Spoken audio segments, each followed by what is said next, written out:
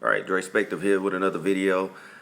All right, this one is Kell Brook and the poor mismanagement of his team. Going back to the behind the rope special that he did in the UK. It was a lot about it that I didn't like. I already talked about in my other video, the language. Now I'm going to talk about how they leak strategy. And the thing of it is they showed some sparring.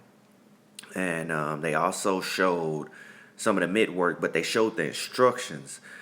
And I like that they get in depth, but that's also giving away your game plan to your opponent. Even if it's just a portion of your game plan, it's still a part of your game plan that they can counter and react and be expecting. So in one of the clips, Dominic Ingle actually was yelling out instructions on how he wanted him to circle the ring off the counter of the jab. And in my head, I'm like, is he actually saying this? And they're going to allow them to put this footage out? On the other hand, if you look at Errol Spence's camp, there was no instructions on, it was more music with sound, and they cut away a lot in Errol Spence's Behind the Ropes special. And Kell Brook's side, they actually got very in-depth. And I really didn't appreciate it, didn't like it from the standpoint of they're going into a big fight, and you don't want to give any of the strategy or your techniques away, because it gives the opponent time to adjust and probably see this footage. Even if it's the week of the fight, they can work on some things that they seen in this video and use it to their advantage. Another thing is when he was sparring. Now, it's no secret that Kell Brooks wants to hold, but they actually was showing what he was going to do. He was going to smother every time that he got inside. He was going to try to grab. That's also showing what he's going to do and the way he's been practicing. You cannot leak that type of information, to your opponent.